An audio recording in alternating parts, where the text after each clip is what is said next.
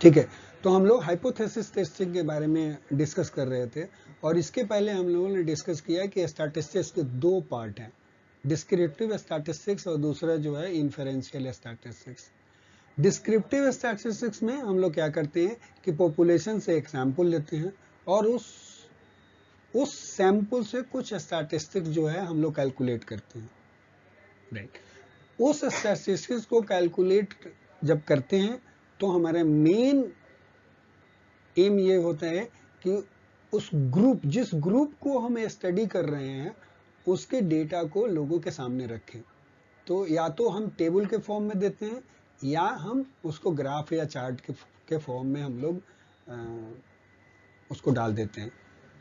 लेकिन दूसरा जो पार्ट जो है वहां पे हमें कोई गलती नहीं होती, क्योंकि जो हमने डेटा एक्चुअली में सेलेक्ट किया हुआ है, देखा है, जो मेजर किया है, उसी को हम लोग रिप्रेजेंट करते हैं। तो वहां एरर और अनसर्टेनिटी के चांसेस नहीं होते हैं। लेकिन प्रॉब्लम तब आता है कि जब कि हमने पॉपुलेशन से एक सैंपल लिया और उस सैंपल के बेसिस पे जो मुझे रिजल्ट मिला उसको लार्जर पॉपुलेशन पे अप्लाई करना चाहते हैं। जैसे फॉर एग्जांपल मान लो कि हमने कोई मेडिकेशन दिया और उसका इफेक्ट को हम लोग मेडिकेशन के इफेक्ट को ऑब्जर्व करना चाहते हैं। उसके लिए हमने कोई सैंपल लिया और उस सैंपल पे जो रिजल्ट आया कि मान लो रिजल्ट ये आता है कि ये इफेक्टिव है ट्रीटमेंट, तो उसको हम लोग लार्जर पॉपुलेशन पे फिर वो मेडिसिन को हम यूज करने वाले हैं, राइट। तो ये पार्ट जो है वो इन्फेरेंशियल स्टैटिस्टिक्स में आता है। लेकिन यहाँ पे एक प्रॉब्लम है, बहुत सारे क्वेश्चंस फिर उठने शुरू हो जाते हैं क्योंकि बहुत सारी अनसर्टेनिटी इन्वॉल्व है यहाँ पे।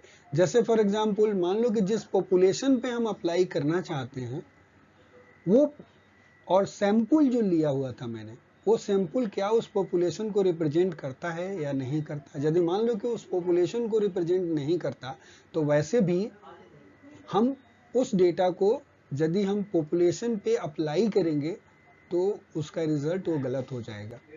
एक्चुअल में वो पॉपुलेशन को रिप्रेजेंट करना चाहिए और उसके लिए हमने बोला कि उसका बेस्ट तरीका है कि रैंडम सैम्पलिंग यूज हो या अदर कोई टेक्निक हो जो दैट विल इंश्योर दैट कि जो भी हमने सैंपल लिया वो पॉपुलेशन के कैरेक्टर्स जो पॉपुलेशन से मिमिक करता है, मतलब सिमिलर टू द पॉपुलेशन है, राइट। तब हमने बोला अब इन्फेरेंशियल स्टैटिस्टिक्स में हमारे पास दो चीज थी कि हमने जो सैंपल से जो रिजल्ट लिया उसके बेसिस पे हम लोग ये डिसाइड करना चाहते थे, राइट, कि हम कोई भी स्पेशली कोई भी जो हम लोग सैंपल इकट्ठा करते हैं उसके पीछे हमारा कोई ना कोई मकसद होता है। कि मकसद इन द सेंस कि हम ये दिखाना चाहते हैं कि जैसे मान लो कि कोई मेडिसिन हम दे रहे हैं तो उस मेडिसिन का इफेक्ट हमारे दिमाग में है कि ये मेडिसिन जो होगा वो इफेक्टिव होगा, लेकिन ऐसा तो कोई जरूरी नहीं है कि वो इफेक्टिव हो ही वो मेडिसिन, राइट।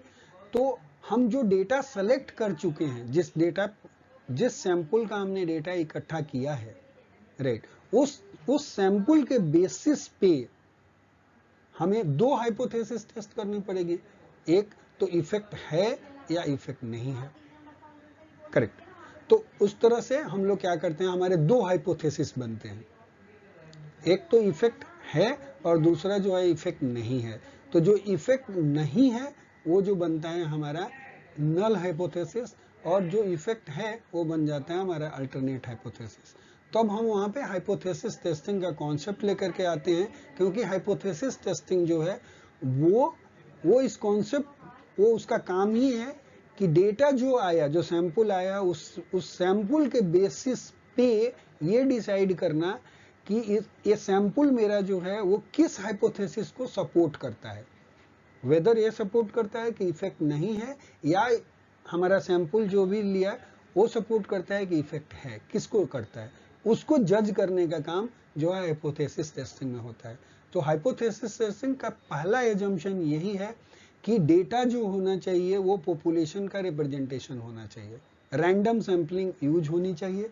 तो रैंडम सैंपलिंग यूज हुआ है तो पॉपुलेशन का एक्चुअल रिप्रेजेंटेटिव सैंपल है मेरे पास, राइट। अब जो सैंपल आया है उस सैंपल के बेसिस पे हम ये डिसाइड करने वाले हैं कि मुझे नल हाइपोथेसिस लेना है कि कि अल्टरनेट हाइपोथेसिस लेना है। उसके लिए हमने दो टर्म यूज करे, एक सिग्निफिकेंस लेवल यूज करा और दूसरा पी वैल्यू बोला। और हाइपोथेसिस टेस्टिंग जो होगा सिग्निफिकेंस लेवल और पी वैल्यू दोनों के बेसिस पे जाकर के डिसाइड करेगा कि जो सैंपल डेटा जो आया है whether it is favoring to null hypothesis or whether it is favoring to the alternate hypothesis, correct। so ये हम लोगों ने ब्रीफ अभी तक वो वहां पे डिस्कस किया था। उसमें हमने ये भी डिस्कस किया था कि जो सिग्निफिकेंस लेवल जो है, जो अल्फा जो है, वो ये प्रोबेबिलिटी बताता है कि ट्रू नल हाइपोथेसिस के रिजेक्ट होने की कितनी प्रोबेबिलिटी है, मतलब रिस्क कितना है कि यदि मान लो कि डिफरेंस एक्चुअली में नहीं है लेकिन फिर भी वो चीज रिजेक्ट हो जाए। मतलब नल हाइपोथेसिस जो है कि डिफरेंस एग्जिस्ट नहीं करता, राइट, और एक्चुअली में डिफरेंस नहीं है लेकिन फिर भी उसके रिजेक्ट होने की प्रोबेबिलिटी कितनी है, वो अल्फा सिग्निफिकेंस लेवल डिसाइड करता है। और सिग्निफिकेंस लेवल हमेशा जो है वो स्टार्टिंग ऑफ द स्टडीज में हम लोग डिसाइड करते हैं। सो ये जो था वो मेन कॉन्सेप्ट था। और उसके बाद का जो है पी वैल्यूज की बात थी। और हमने ये भी देखा कि यदि मान लो कि पी वैल्यू जो होगा अल्फा से कम होगा तो उस केस में नल हाइपोथेसिस हम लोग रिजेक्ट कर देते हैं। और पी वैल्यू यदि अल्फा जो भी हमने डिसाइड किया है उससे ज्यादा आता है तो हम लोग नल हाइपोथेसिस को एक्सेप्ट कर लेते हैं, करेक्ट। तो इतनी चीजें जो थी वो हमने अभी तक डिस्कस करी। Now let's move ahead from this place.